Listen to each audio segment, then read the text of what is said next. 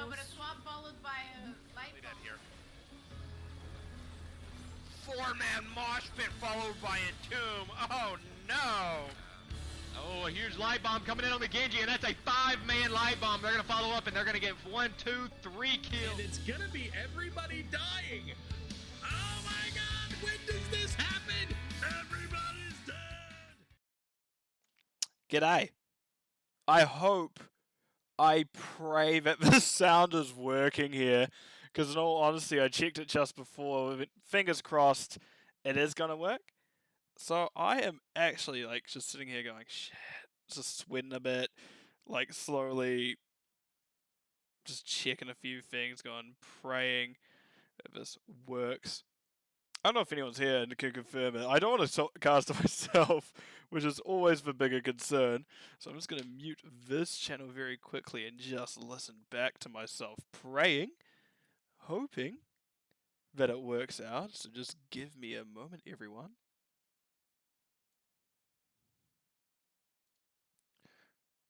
Right, appears to be working. Excellent. Right, so it's been a while. I casted like 6 games last season and 30 the season before, so I want to get back at it. And what a good time to start with, well, actually one of the division that I moderate myself, A West, looking at Fratres versus CM After Dark, and I've realized I am so much more disorganized than I used to be, so let me just click some buttons. Just slowly just add in these maps and make things disappear, apparently. This does not like me today. Oh, there we go. Apparently Garden of Terror likes breaking things. What a surprise. We also have Tomb of the Spider Queen banned by CM After Dark. We had then Garden Terror also banned. I'm doing this reverse order, apparently. Praxis Holdout was banned also by CM After Dark. And we had Volskaya Foundry. So, not a fan of the Overwatch map. Surprise, surprise. And we do see the general, no one likes Praxis, yada yada yada. So yeah, and with the first map, I don't know quite who picked it, but it is indeed, we are going to, what is it called again? Dragonshire. Where is that on my list? There it is, there we go. Yep, Dragonshire first to start the map. So what I'll do is I will cut back into the game as I have just it loading up in the background, and hopefully you can hear the audio. Let's get over into it after I click this. Right, let's see if I remember how to do this. Can the old dog remember how this is all done? So, on the left-hand side, we have an incredibly fast speed-stepping Adler Krieger on the Sonya. Jins on the Wolf itself. Rhaegar. There we go.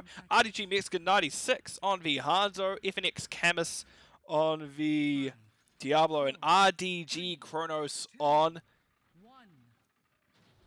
Arrow Lady. I'm looking at Sylvanas, that's the word. And on the right hand side, we have Tiger on the... I play this one. Space Yoshi Dahaka. Death Punisher, I'm assuming, on the Brightwing. Isex on the now flipped and tried to get shoved Muradin. Yona's on Tracer, and Weenus on the Tychus. And we actually see RDG Kronos actually getting relatively low if she gets hit by Sun. Actually, Brightwing will be one tackle down as there's first blood going over to the side of CM After Dark. I'm going to close this for a moment just while we have a good old look at what's happening in this mid area. And I am very disorientated apparently, just trying to remember how this is all done. Right.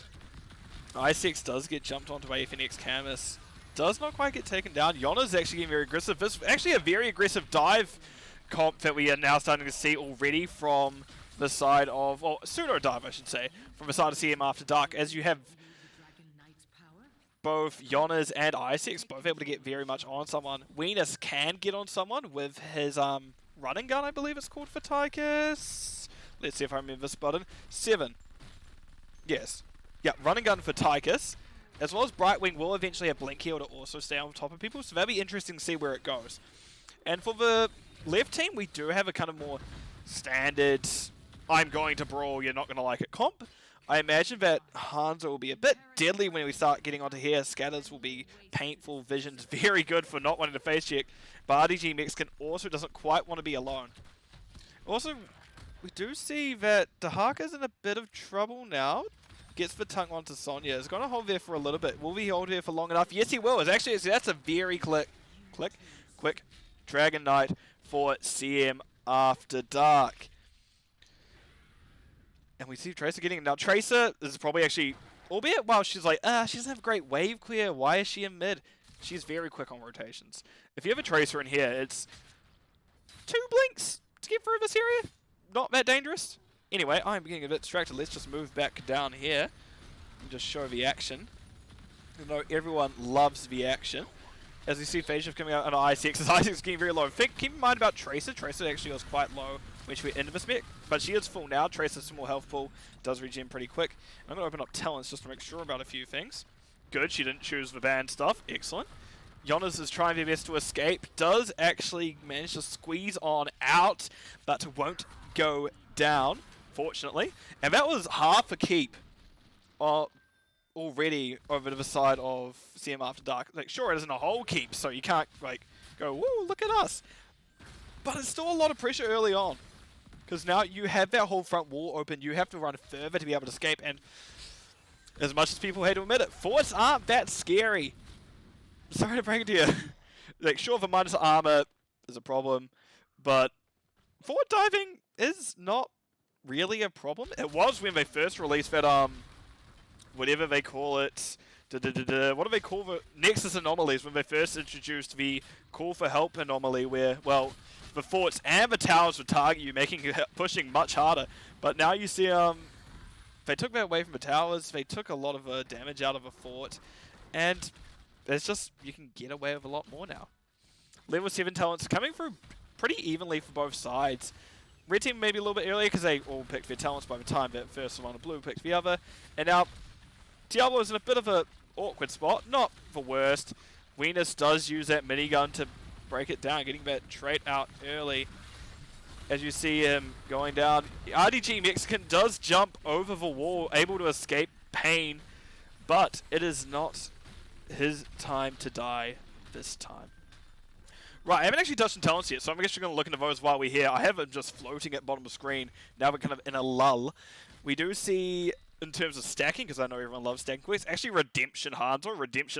A bit hard to pull off, so very good that he got the jump out there, because if he died, that would have been Redemption, not fully reset, but, oh, Brightwing got charged and flipped. RDG Mexican's actually also getting dove, and that will be, just as I said, we lose 3 stacks Redemption, so that is the bonus from it gone already. Other things to note is Shadow Dagger is being stacked by Sylvanas if next campus gets flipped, but won't have quite the kill pressure on it. Race Car Dahaka also, Brush Stalker, Minigun in the Rhythm Tykiss, and Muritan has the hardest quest to complete of all, Stormbolt. We'll get there eventually. You'll do it, Muritan. You'll do it, High6. I believe in you. You can get that quest done. You can do it. Anyway, we're getting aggressive pings everywhere. Sweet Brightwing was trying to phase shift, does however get stopped and flipped. Does stop the phase shift onto Tiger, I assume, where it was meant to go. But it's still a Brightwing, and that is actually Diablo going down. Venus getting that kill. Muritan wasn't even with the team to lock him down. He just had that chase. Thank you to that extra range at 1 of a reset 10 at 7. However, we now see 10s. Muritan did great, completed his quest, and we actually see in terms of heroics, isolation picked up by Dahaka, the laser beam, Draken laser drill by the Tykiss, and I should really open this back up. Tracer went, oh my god, Tracer rounds? No, Pulse rounds, of course. Brightwing went Blink Heal, which I already kind of assumed was the case. Also, this is an awkward spot for the red team. If they keep pushing in and Diablo, nope, never mind, Diablo's gone for a wander. This is a lot of push down bottom as well. Like, these are 2 very push-intensive areas. Like, Dragon Knight can get a lot done, but Draken protecting both those Siege Giants as well as I6 when he's changed. But in saying that, I6 is getting very low, and Hunter's recompleted his... I'm making the sound effects and doing the hand gestures like bow and arrow. Redemption quest is actually good for him because now again, once again, his attack speed is doubled. To retouch on heroics, I also was meant to say Stone Form for Avatar for Muritan. Yep. And then we have Wrath of Berserker for Sonya. Speaking of which, Sonya is going to go down to phase shift, pulse bomb, and as well as Dahaki using that isolation on her. She barely got the spin off. We will do also see Ancestral Spirit from the Rhaegar. Oh, there is the Dragon Arrow from Hanzo. There is the follow-up by Sylvanas. Will we see a Lightning Breath come out from Diablo? He is at W build, so once that 13 comes in with Spell Power, that Spell Power bonus, he will actually be doing a fair amount. We do need to get there first, which is Dragon Shy. You're going to get to 13. Most maps you're going to get to 13. The only exceptions, I think, it's maybe Braxis, but that's banned. We already know that. And one last ult to note is Sylvanas Wailing Arrow. Now, we see the red team was getting a bit aggressive there, still is, but it's very spread out. Sure, we've still got a 3v4, now 4v4, now Awareness showed up, but if the blue team of Fratres did decide to turn on CM after dark, they were going to be in trouble. There was no two ways about it. But, anyway, we do see Brightwing is actually covering the soak for Dahaka, while Dahaka is just roaming around at the speed of sound as well. Brightwing does have that global if she does need to come join the team, and currently, it would be down for Dahaka. Yep, it's another 40 seconds off. Also, Brightwing was getting a bit bullied. But yeah, another 40 seconds off. That's fine. It's why we have Brightwing or a global to pick up that. And now we have 13s in favor of CM After Dark. So it is still in CM After Dark's favor. There is still definitely, if the side of Fratres can get a good team fight, if they get actually a 5v5 team fight, they're probably favored almost. But the thing about the comp of CM After Dark, they can choose when their fight happens. They can dive onto it like backliner. Like if we have, what, 3 people just chilling here, maybe let's say Brightwing, I nearly swore, a Brightwing, a Tracer, and a Muradin. That's a jump and a kill. Like that's a pretty consistent kill. But meanwhile we see Dahaka has finally gone top, is keeping Edelkrieger in the corner, does actually have that knockback. There's Tracer, there's the kill. Tracer, again, so quick on those rotates. I'd be very surprised if all these heroes made it through to the next game. We see Phase Shift coming out because there is a little bit of a fight with Venus. Venus is going to start shooting in Phoenix Camus. I don't know how the Diablo versus Tychus 1v1 typically goes. I imagine it's not amazing for either of them. Excellent cleanse by Jins. Right as the tongue hit, meaning that Phoenix Camus probably gets to live somewhere where he would have otherwise died. Also, Dragonite is back over to this red team. Hanzo is down, losing those 3 stacks. Redemption once again. Let's just zoom in, zoom back out, because I'm pushing buttons again. Right, and we see 13s have only just come through the side of Fratres, and CM After Dark's already almost at 16s. We're in fact closer to 16s than Fratres is to 14. And there it is, 16s coming through. We do see Trace and all the rest picking up ults.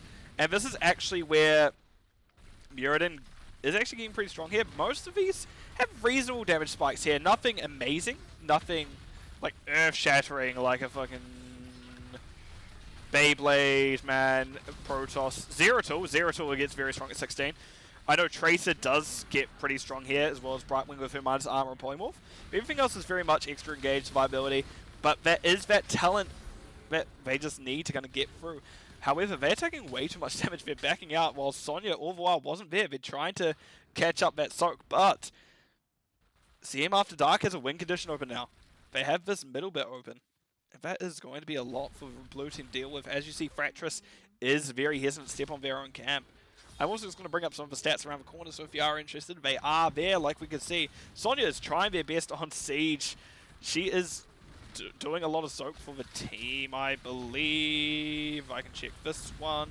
Yeah, you can see she has done the most soak by a long shot, but speaking of which, FNX Camus is going to go down and will die to the good old Muradin jumping on top and everyone following suit afterwards. Oh, and Sylvanas goes down there as well. Sorry I missed that one. Again, my camera work, it's been a while. It's been a hot minute since I have done this, and it's apparent, my word. Anyway, we do see the blue side just chilling around, because Fratres really can't step out currently. It is just too dangerous, and you can see, like, sure it's a low damage game, but that's because all the damage going onto each target is meaningful. And that is Diablo going down, kind of just reinforcing that statement. And we see the red team is thinking about pushing here. Winners dropped Draken Laser Drill, but it just was dropped quickly. And here's the problem with Yonaz's 16. It will just, because of Ricochet and how it works, I believe it jumps onto the nearest heroic target? Prioritizing heroes.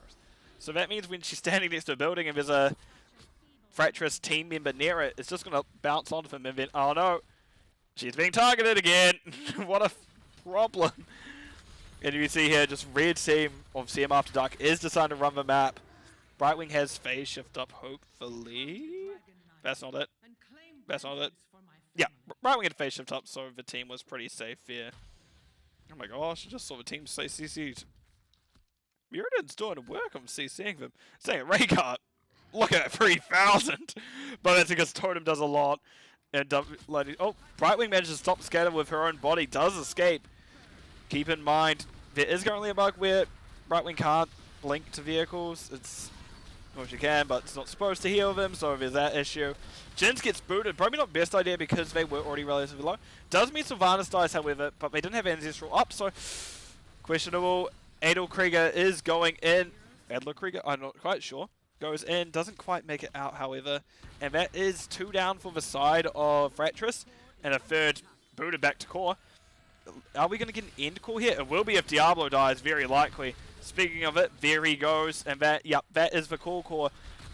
That will be probably if Isex does somehow get avatared without using it, getting hit by those rocks, becoming that stone form once again. GG call by Death Punisher, and that will be map 1, going over to the side of CM After Dark.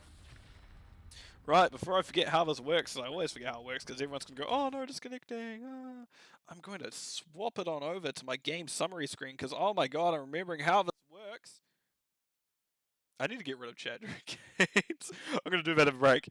As you can see here, I've got stats up. No, not stats, I've got talents up first if anyone is interested in the build, which thinks to stand out. Not really. Not really? I don't know well enough.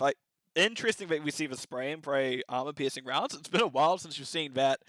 Those talents kind of be the popular ones. You usually see either grenade at 16 to get that grenade kind of upgrade synergy, or we get his armor talent at 13 for his survivability, but obviously it wasn't needed, and those Qs, that overkill was good enough.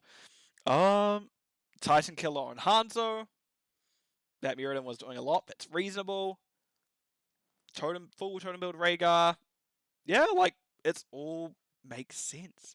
In terms of stats, we do see it was 0 to 13, so that is quite a bit of a, if I move my mouse, if you can, there's quite a bit of a little smack. That's unfortunate. However, it was a very good showing by CM After Dark. It almost looks like that is the map they practice the most, and they will be likely to stick to it if they're allowed to this coming season. So, what I'm going to do for a moment is I'm going to put myself on mute, put some music on while I get the next map set up, get myself a drink, and remember to do everything I need to do with settings. So I'll be back with you in a few moments.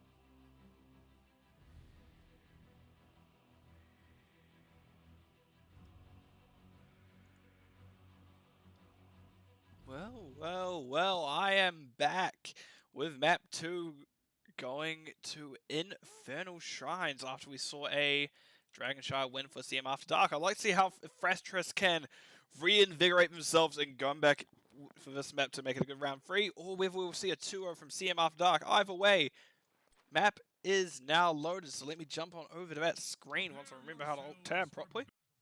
And let's go, because on the left side of Fratres, we have Adler Krieger once again on tag. That's not true. It's Blaze. It could be an off lane.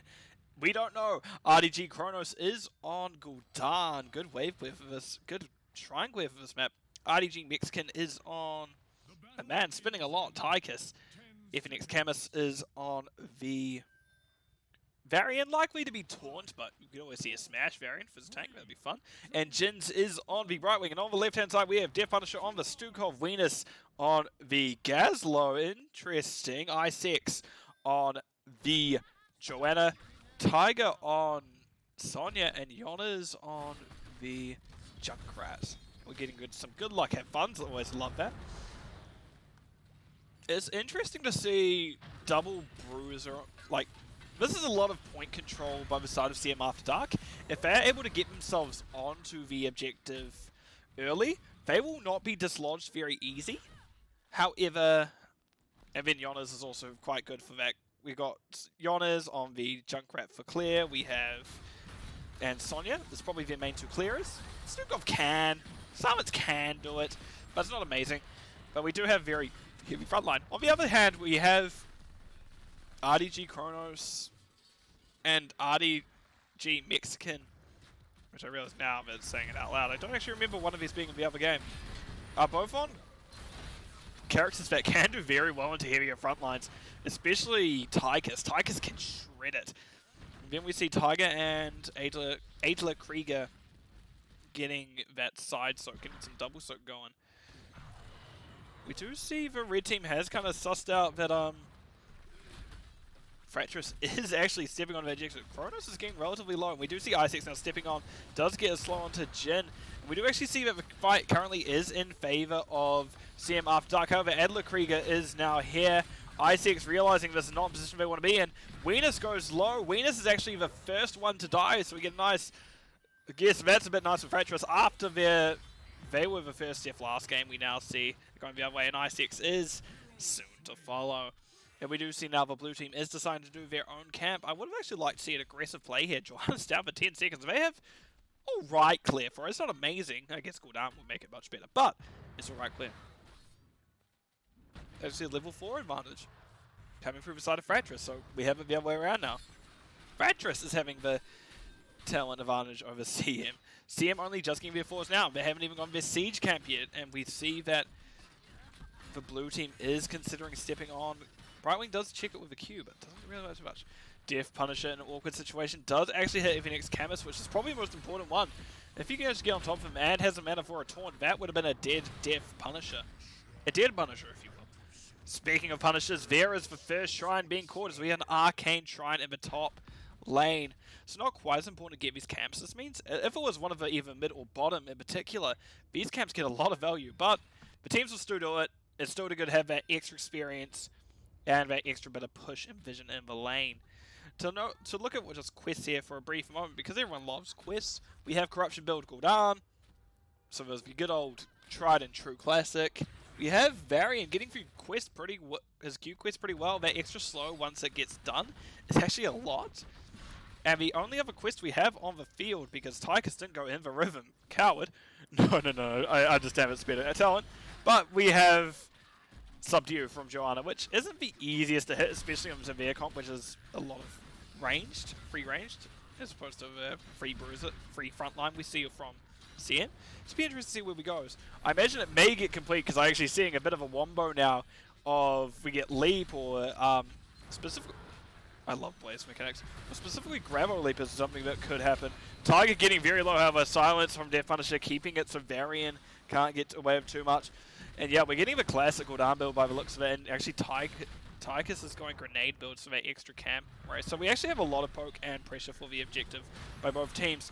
Venus gets taunted, we get Dumpstomach on Adler Krieger, Venus will be get stunned and will barely go down Thank you to that Varian. Brightwing is phase shifting that minus 25% healing. RDG Kronos. Isaacs is trying their best. Even Camus is backing out. That stun saves him. However, that Junkrat mine will be the end of him. And Sonya will also follow. RDG Mexican trying their best to take out Isaacs. However, will not get that kill. And now this is kind of what I said. CM After Dark needs to get onto the objective first. And they didn't really have that time to set up. Like, they did try, but because, so I can't remember who, someone was kind of pushing in late. It meant it was a bit harder for them to get everything kind of sorted because Venus needs his turret set up. And sure, we're going to see a very strong, I actually think once we see 10, it will be a strong swing for CM. Just in general, the fight pressure that Fratres is able to put out, it's a lot to deal with because we see Isaacs is kind of in the middle of it and is going down pretty quick, a bit too quick for aligning. And saying that, FNX Camus is getting there, is trying their best to get out. Also, Punisher went over to the red team. As I said, they have better clear. It's no two ways about it. Sorry about that, there's some water. Let me just mute myself.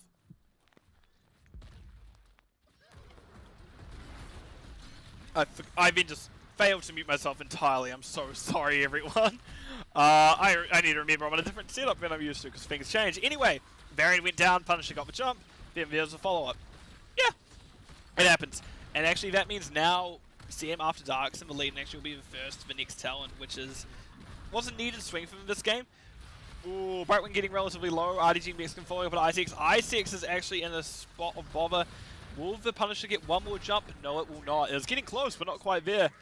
Oh, we do see a nice charge coming in from Blaze. Isaacs in danger. Does get a slow out. We see the mine peeling from them. Venus is actually relatively low.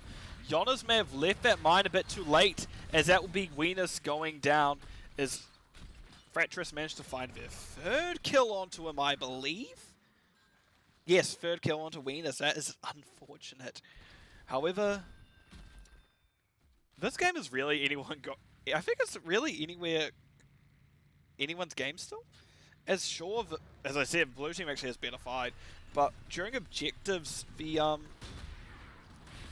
red team has a very good objective phase team.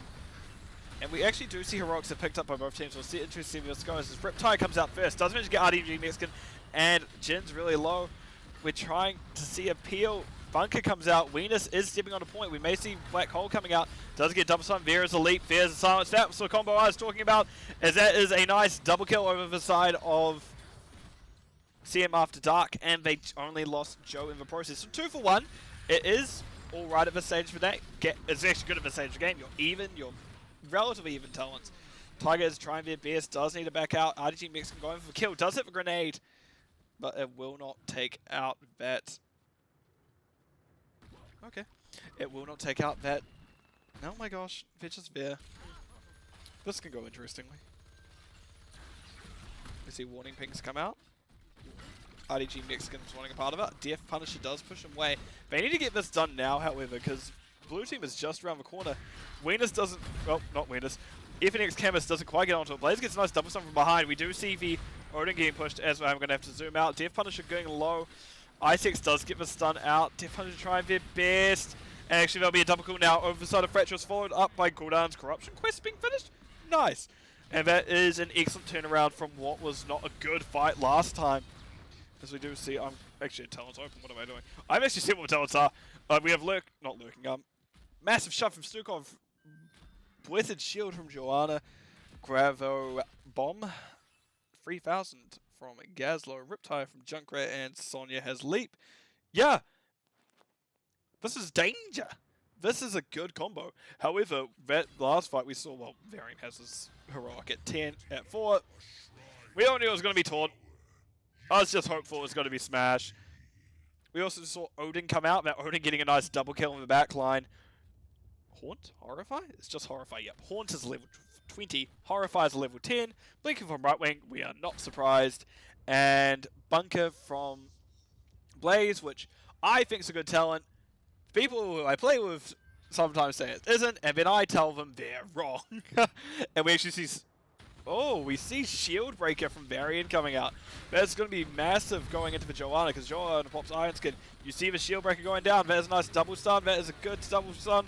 Wow, what a surprise. We do actually see Blades going down first. My camera work is going over the way because, wow, I'm just talking too much and not actually focusing. I6 gets out barely. Tiger is going in, trying to get RDG Mexican. However, doesn't hit that spear. If it did, that'll see him down. And actually, it will be the Sonya going down instead. Followed quickly by Death Punisher. Oh, Yona's moved the concussion mine. If they just had triggered it, I think that Stukov would have lived, but no. It ended up, they moved it to get them further out of harm's way, and you can see that Yona's, not Yona's, but Death Punisher may have died because of it.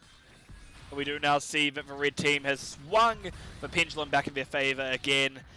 Red team, wow, Fratres, blue team, not even red, has swung the pendulum in their favor and will be taking this, well, likely taking this Punisher and camp. And you can see that they're just leaving right wing to clear it.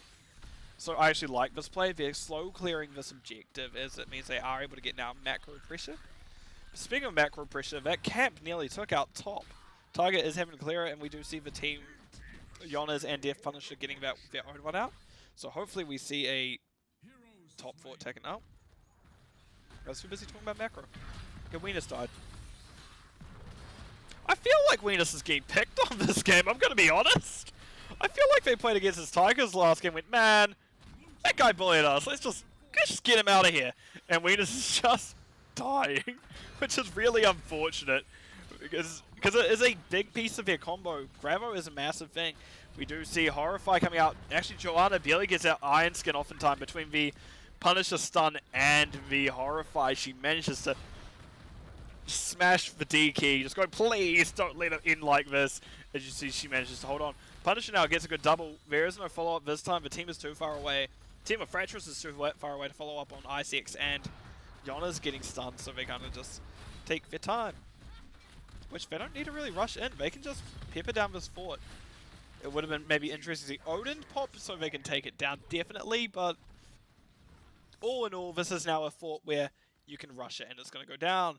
Same with top, you can rush it. It's really going to go down, my word. Ah, I made a mistake. As we're just going to go look at this camp, and I'm going to zoom back out. There we go, let's zoom out all the way. And we have the bottom camp going with a red. I keep saying red. Why is every color red tonight? Is it because I'm wearing a red shirt? Maybe. Anyway, we do see Fratres taking that bottom neutral camp once again. The camp I'm so fond on feeding on. It is ridiculous. And we do actually see 16 advantages are now through for the side of Fratres. And this is where there is that kind of massive power spike. There's big power spikes at 16 that we're talking about, because we see Gaz went kind of that bomb build, which is going to get a lot of value. We do see the corruption build is now fully online, full cooldown. We're going to cool down a bit. There's a Horrify coming out, does get Yonas out of the way. There's an excellent stun silence going on to the Odin's Tychus. Brightwing also in interest position, just running up this way, trying to maybe distract the enemy team. Distract the side of CM after dark. It seems to have worked for a bit. Tiger is chasing down, doesn't manage to hit the spear on FNX. Cameras doing their best. They do have that percent damage slam, which doesn't matter how much health you have, a percent damage is a percent damage, and that will be them going down. And once again, the pendulum swings. Very close match so far.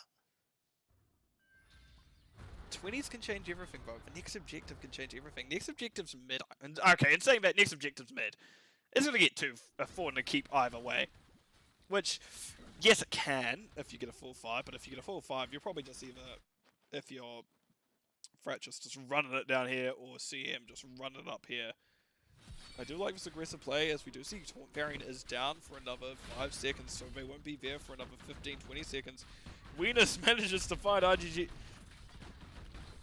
Mexican 96, but we don't see anyone stepping in, but that's because, yeah, Variant's only just respawned. As I said, he's only just hit the skate. So yeah, it was a while away. We do see both teams now a bit, I say now a bit more hesitant, as we see just Variant just going in.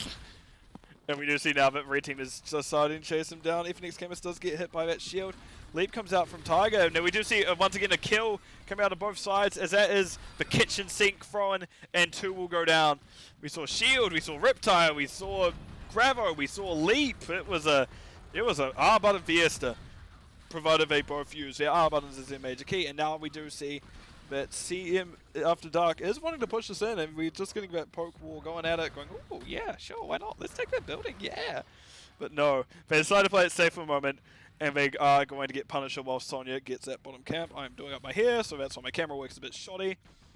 Tiger needs to get this now because the blue team is going to be able to step on. Tiger has to leave.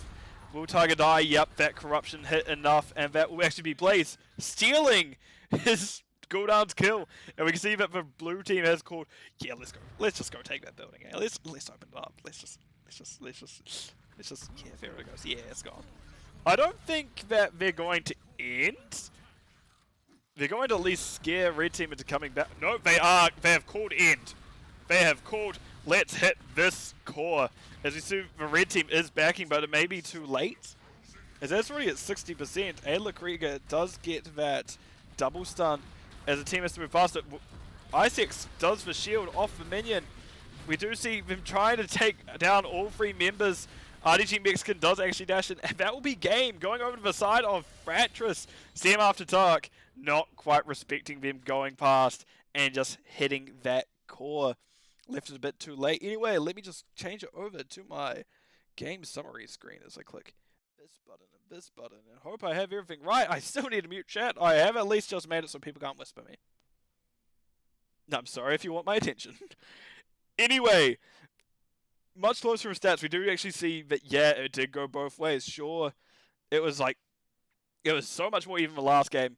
Siege, Soak very close. Hero damage, while more in favor of the blue team, we do see Red Team healed more. And yeah, it was just a good back and forth. Poor Venus got bullied. But saying that, Varian did catch up. So yeah, we are going to go to a map 3, so this should be good. I do think it still go either way. With that last showing, it could go over to Fratres despite CM After Dark having that kind of dominant first game. I guess it really depends on the style of the map, which I haven't quite looked at yet, but we'll find out soon enough. So what I'm going to do is I'm going to show talents first, in case anyone's interested, see if anything stands out. No.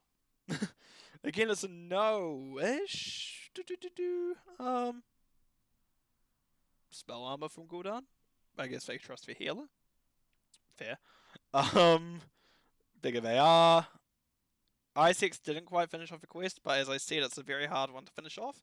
But even if you're just hitting 2 people with a shield, that's a massive slow. Poison Spear from Tiger. More damage. That's always fine. So yeah, it's all pretty standard stuff so far. I'm saying that there was a double bruiser comp, but I want to see something funky. Let's see what's in this last map. So I'll be right back with you, putting on the music once again and getting everything ready to go.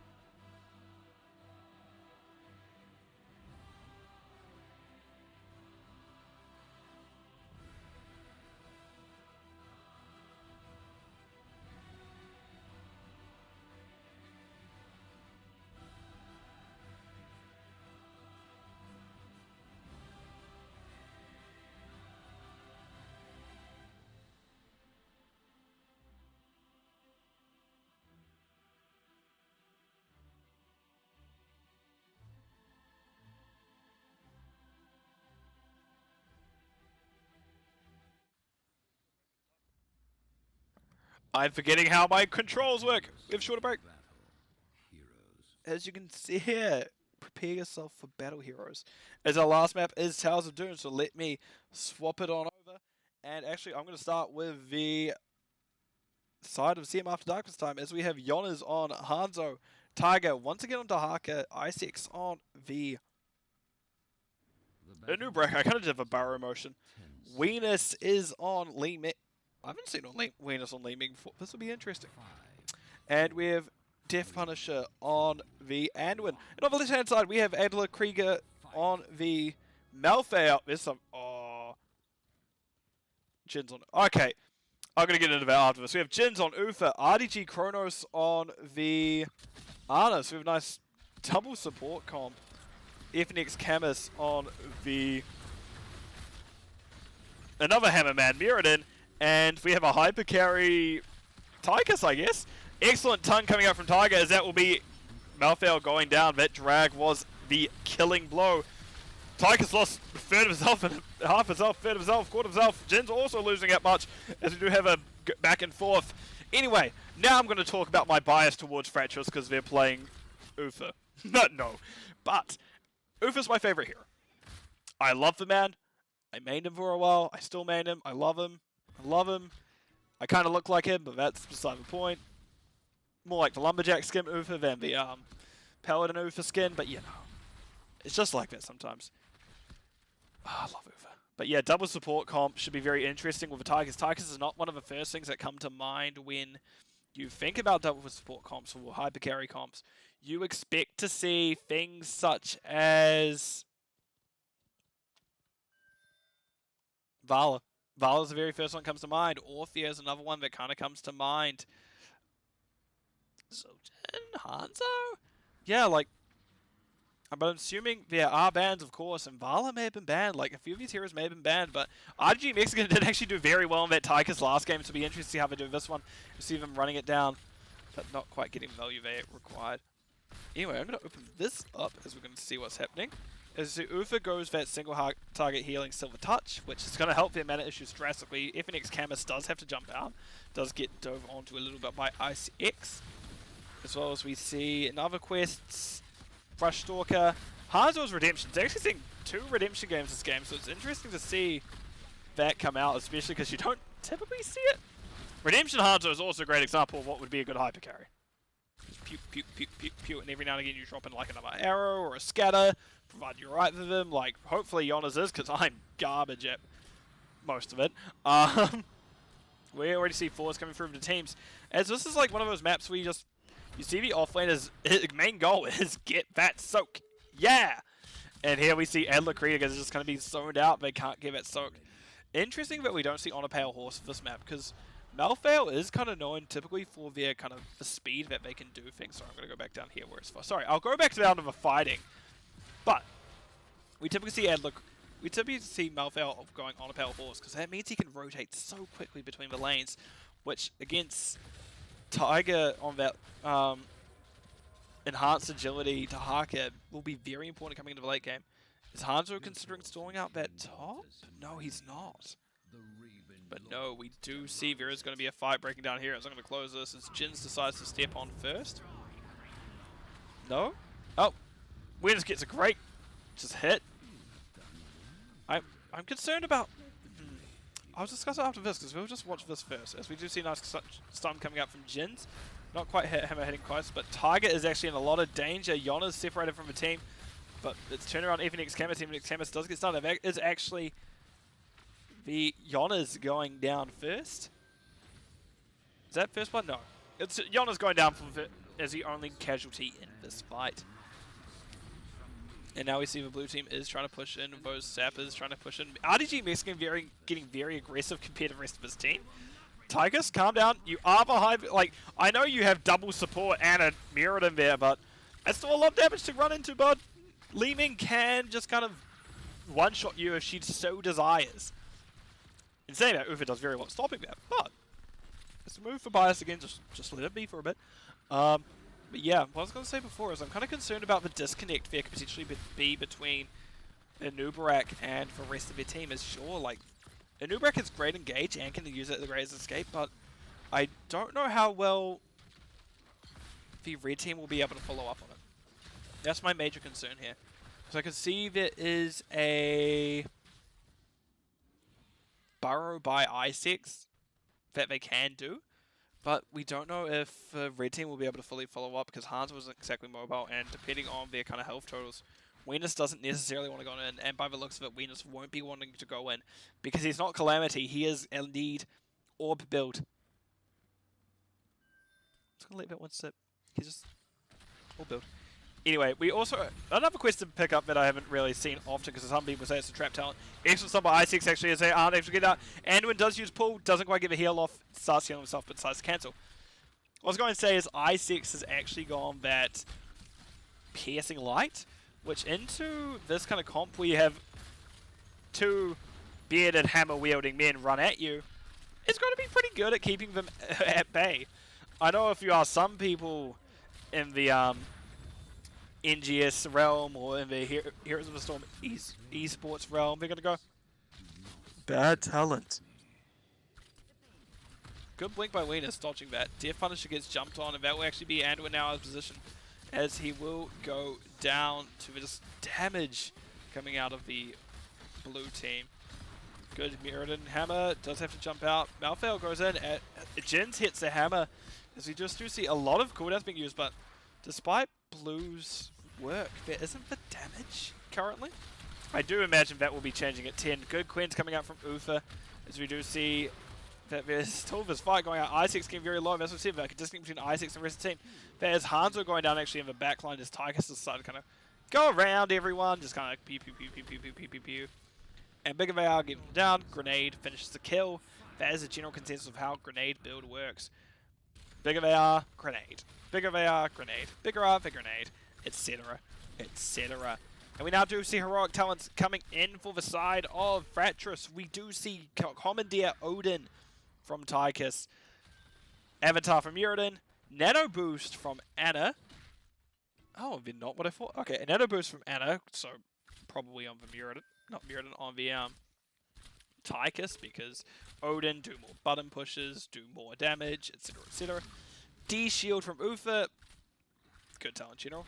And I would have expected to see with Ana Tormented Souls, but nope, we see Last Rites, which may be very important for taking out that red team, depending on their willingness to run away, their aptitude of escapability, etc, etc. We do see Sappers now getting pushed in. That is front kick down, and this is actually now a 5v4. i6 gets that excellent light bomb. However, Dragon Arrow misses. Good NA arrow. IDG Mexican gets out. Jins, with their isolation on them, is getting out as fast as they can. Does run at Weenus, manages to get the stun off of them. Ultimately, Uther going down to the end of the world. Ana goes down instead. Then Uther's follow. Evenix Camus does get out. That is unfortunate timing for the side of Fratres, as we do see the objective is being called. Sure, they technically are respawning in time, but whether they'll be back in position to get on the objective in time is a very different thing. I'm going to zoom out further because apparently I need max zoom out for this camera. As we do see, there is damage coming. I hope my overlay doesn't show up in Discord. I just realized. See, Adler Krieger is actually first to go down. Last Rites kind of panic use theirs almost, as i6 does get hit by it, but will not go down. They just had too much health. Saying that, I don't know what healing. Anduin does an amazing burst healing. He has Last Rites. He has Desperate Prayer for that kind of, oh no, that's Last Rites range. Let's just bump you up by a decent margin. Adler Krieger does get a nice grenade out. We do see one Sapper run to the tower, but it's not too bad. Weenus, it's nice orb right on Camus's butt. Does get a nice little bit of damage. Little bit. Oh, boop. We see Jin's now also barely dodging it. But yeah, it's still very close. It's still anyone's game. We do see a nice double stun coming out onto FNX Camus. i6 gets stunned in return. Jin's getting hit by the kitchen sink. Still holding on. We see Nano Uther. Let's go. We do see the dodge. Does get the stun out. Ana is currently stuck in the cocoon, as we do see Jin's and FNX Camus doing their best. Ana is now out. Does get this grenade onto i6. No last rites for them. Tiger is actually running out. No last rites there either, but he does indeed get the snipe. Nice snipe by Odin Tychus. That is... Oh, that barely came off cooldown. Oh, that's so unfortunate. And that is a good fight for the side of Fratres. 32 shots to 28 shots. They are still in the lead. This seems much more their map than the first one. A bit more than the second, while CM seems to be kind of dropping off here. Good dodge by Kronos. Does actually hit the sleep. That is now a lot coming in on Yonas. However, Mirrodin's Bronzebeard Rage does wake Yonas up, meaning that he is able to escape pretty comfortably. That is unfortunate. That he was just too close when he got rooted to do anything about Yona's, well, life. I don't know where that sentence was going, I'm going to be honest. It just kind of happened. Be swift, heroes. We do see just objectives being traded out. Keepers, cronies reach the altars. Oh, maybe not. Oh, barely doesn't get Grenade here in time. That is unfortunate. I never actually said what the heroics... Oh, no, I inevitably said them. Anyway, we do see Isaac's now in danger. I'm expecting to see Burrow. No, just too much stun coming through between the Skullcracker, the Storm Hammer, and the Hammer of Justice from Uther. It's just... You can't go anywhere. That's just unfortunate. That's all, folks. Yeah, he's out. Which, it happens, I suppose. But yeah, now we do see that the red team? Blue team is kind of taking control. Fratres is taking control. They're taking that siege camp. As they now are just pushing down into that bot lane.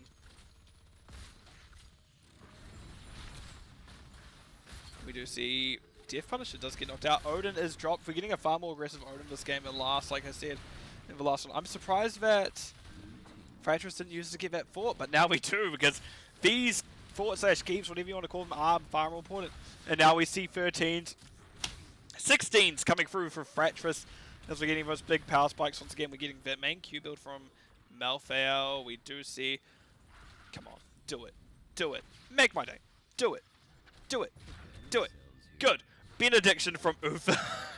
Sharpshooter from Anna. Oh, I like the chops on this one. Just the confidence exudes. We do see grenade build being rounded out by Tychus. And saying that CM After Dark has a pretty good stat.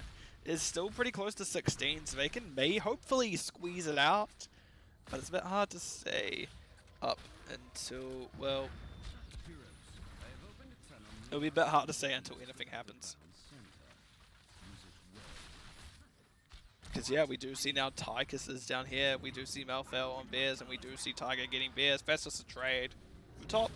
And because of the bottom tower being open, bottom tower being controlled by Fratres, it means that CM After Dark couldn't step in. And we saw 10 shots coming in on the side of Fratres to just bombarding CM After Dark, while we only had 3 just kind of chipping away at the core of Fratres. But yeah, it's still really close. Good taking that now while the team is backed up. Fratres didn't leave a man behind. That's probably the best decision, because we just see them kind of just roll that over. I'm going to move this camera over here. FNX does get a nice stun. We do see nice... We get a lot of anti-heal. Oh, excellent combo from the... just damage coming out. Uther's first one to go down. If that's not the end of the world, it is Uther. He can still heal. As we see, FNX Camus is just getting Q pushed on them a bunch. Did have to back out to steal for Kronos a bit. And we do actually see that Camus is next to go down. Mix and Kronos splitting different ways. Adler Krieger also backing out. And that will be that fight done.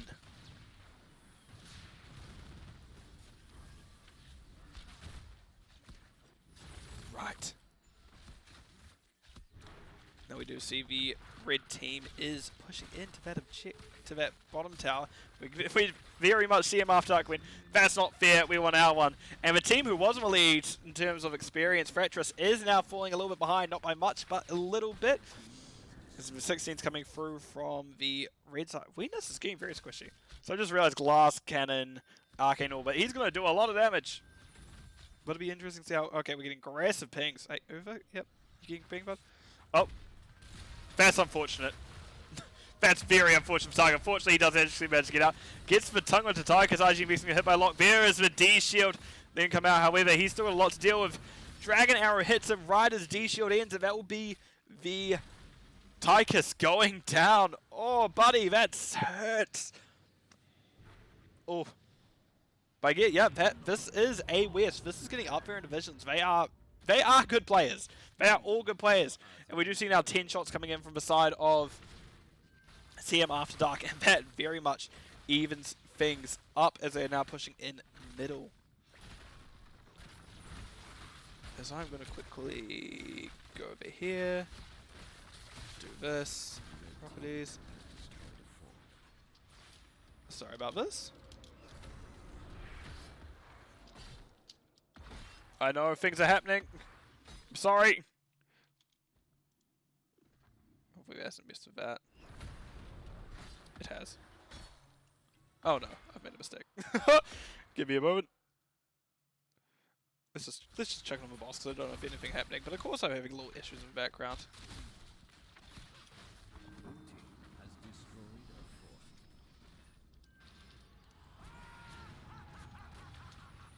There we go. I was just fixing a few things. Now we see red team pushing in top. Fratres took our bottom in the meantime. They're now taking mid. And then, honestly, I would like to see him after dark try to set up a 6-cap. Like, stop hitting it here. Back out. Do what Death Punisher's doing. Leave. Go. God damn it, guys. But 20s are picked up by both sides. We see Contagion. Contagion from the Dahaka. Freewind from Nubarak. Talrash's elements from Li Ming. Light Bomb upgrade. Inner Fire.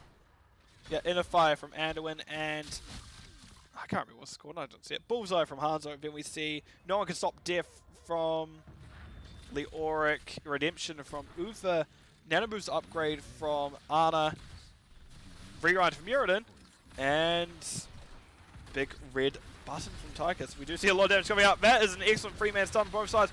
We do see Contagion taking out a lot of them, as that will be Uther go down. Remember, he does have Redemption up, so he actually will be coming back just after this. He's trying to keep his best to keep his team alive. Adel Krieger is going in. Uther's coming up just as we speak.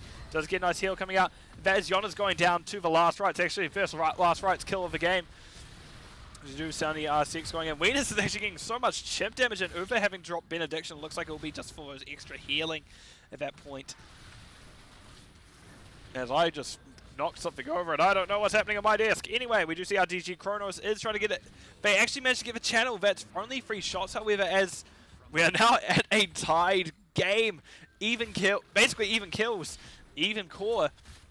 Camps are sure on their side. We do see also one extra building on the side of Fratres. I didn't even see that left one. I didn't see this middle one up. It's now not an even game. I just went on about it's an even game. Like, no. No, it's not.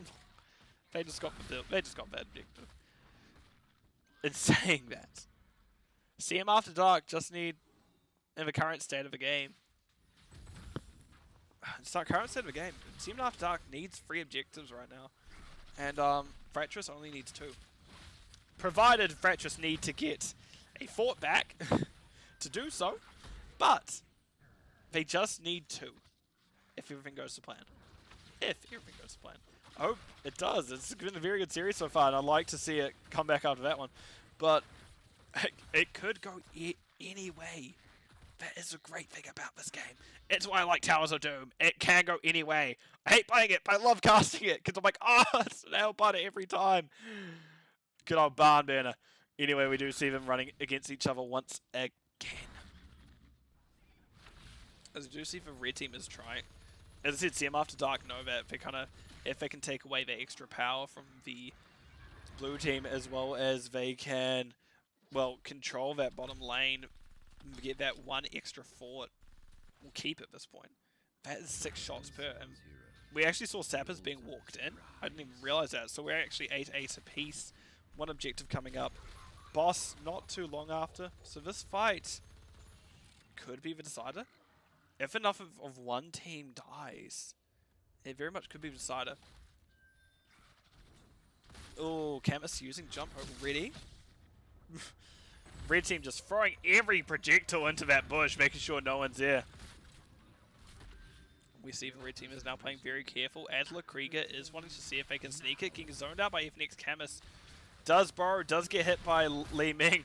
Good pull by Death Punisher. Li Ming did get slipped in that very moment. Uther does get just absolutely shunted in terms of power. But we do see D-Shield came up onto himself. That's because probably Redemption isn't back up yet. It's a bit hard to tell without me screwing up everything. As I'm going to get rid of this. As we do see now the fights are going in. We do see Isaac's dive on. Jins is doing their best to hold on.